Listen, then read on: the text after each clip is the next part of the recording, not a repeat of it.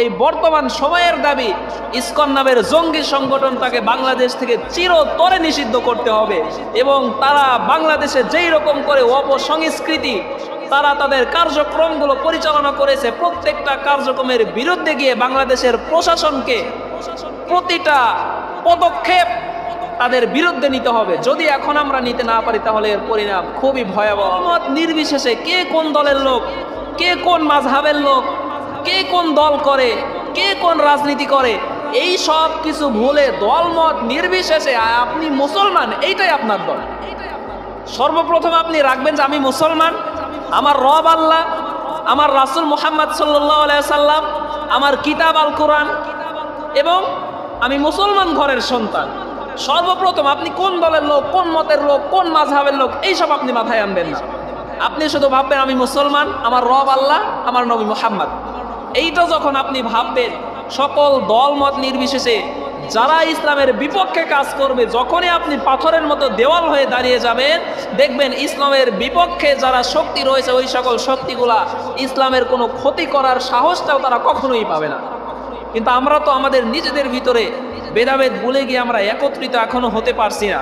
এজন্যই তারা এই ফায়দাটা নিয়েই এই ইসকন নামের জঙ্গি সংগঠনটা বাংলাদেশের ভিতরে এত বড় বড় তারা মানুষের ভিতরে ফিতনা সৃষ্টি করতেছে, মুসলমানদের ভিতরে আরো বড় বড় ফাটল তারা সৃষ্টি করতেছে। এজন্য সম্মানিত প্রিয় উপস্থিতি, বিশ্বনবী জনাবে মুহাম্মদুর রাসূলুল্লাহ সাল্লাল্লাহু আলাইহি ওয়াসাল্লাম তিনি ভবিষ্যৎবাণী করে গিয়েছিল। গজওয়াতুল হিন্দের কথা তিনি ভবিষ্যৎবাণী করে গিয়েছিল। হযরত আবু হুরায়রা রাদিয়াল্লাহু তাআলা আনহু থেকে হাদিস বর্ণিত হয়েছে, তিনি বলেন রাসূল সাল্লাল্লাহু আলাইহি ওয়াসাল্লাম আমাদের কাছ থেকে গজওয়াতুল হিন্দের ওয়াদা নিয়েছেন এবং আবু হুরায়রা তিনি বলেছেন যদি আমি ওই সময় বেঁচে থাকি আমার জান মাল যত কিছু আছে সব কিছু আমি গজওয়াতুল হিন্দের জন্য আমি বিসর্জন দিয়ে দেব। যদি আমি শহীদ হয়ে যাই আমার জীবনটা তো ধন্য হয়ে গেল, আর যদি আমি বিজয় হয়ে যাই বেঁচে থাকি তারপরেও আমি জাহান্নাম থেকে মুক্তি হয়ে গেলাম।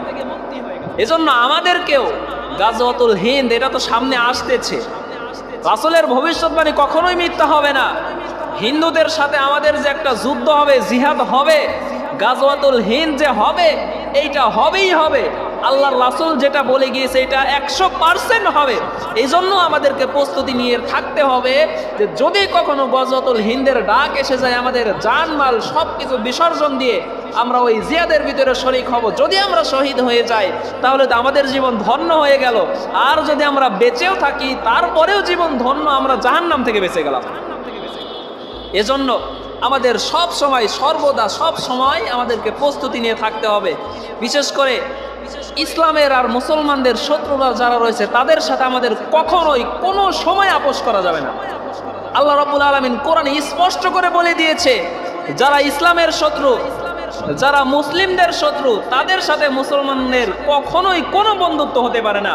এমনকি যদি আপনার মা বাবাও ইহুদি হয়, খ্রিস্টান হয় এবং তারা ইসলামের বিপরীতে কাজ করে, আপনার মা বাবার সাথেও অন্তরঙ্গ ঘনিষ্ঠ সম্পর্ক রাখা যাবে না।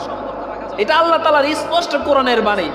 এজন্য এই বর্তমান সময়ের দাবি ইসকন নামের জঙ্গি সংগঠনটাকে বাংলাদেশ থেকে চিরতরে নিষিদ্ধ করতে হবে এবং তারা বাংলাদেশে যেই রকম করে অপসংস্কৃতি তারা তাদের কার্যক্রমগুলো পরিচালনা করেছে, প্রত্যেকটা কার্যক্রমের বিরুদ্ধে গিয়ে বাংলাদেশের প্রশাসনকে প্রতিটা পদক্ষেপ তাদের বিরুদ্ধে নিতে হবে। যদি এখন আমরা নিতে না পারি তাহলে এর পরিণাম খুবই ভয়াবহ হবে।